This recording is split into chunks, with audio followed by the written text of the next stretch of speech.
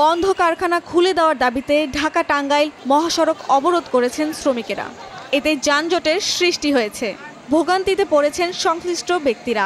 এই ঘটনা গাজীপুর মহানগরীর কোনাবাড়ি এলাকার। 23 ডিসেম্বর সোমবার এই কর্মসূচি শুরু করেন নিটওয়্যার লিমিটেড নামে কারখানাটির শ্রমিকেরা। ফ্যাক্টরিতে অন্যান্য লোক দিয়ে কাজ করা দিয়েছে, অথচ আমাদেরকে কাজ করতে দেয় না।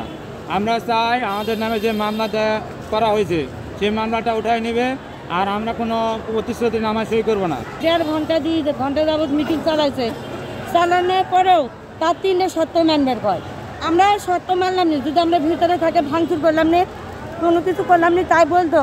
আমরা মালিকের সাথে আমরা কোনো জ্ঞানদান করতে চাই না, আমাদের সুস্থ মতো কাজ করতে চাই, আমাদের কাজের পরিবেশ করে দেওয়া হোক।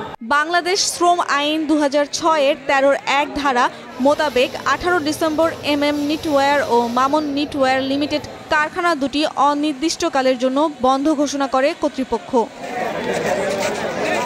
পুলিশ ও কারখানার শ্রমিকরা বলেন, 22 ডিসেম্বর রোববার কারখানা খুলে দেওয়ার দাবিতে মূল ফটকে জড়ো হয়ে বিক্ষোভ শুরু করেছিলেন শ্রমিকেরা।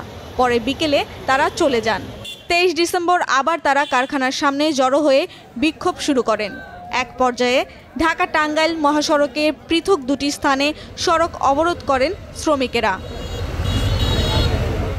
এ প্রসঙ্গে নিটওয়্যার লিমিটেডের প্রশাসনিক কর্মকর্তা মনোয়ার হোসেন বলেন, গত 3 নভেম্বর শিল্প পুলিশের এক সদস্যকে আঘাত করেন শ্রমিকেরা।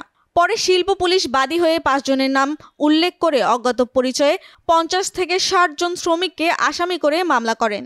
ওই মামলা প্রত্যাহারের দাবিতে 17 ডিসেম্বর শ্রমিকেরা কাজ বন্ধ করে দেন। পরে কর্তৃপক্ষ কারখানার নিরাপত্তার স্বার্থে অনির্দিষ্টকালের জন্য কারখানা বন্ধ ঘোষণা করেন। এখন আবার কারখানা খুলে দেওয়ার দাবিতে শ্রমিকেরা কারখানার সামনে এসে বিক্ষোভ করছেন।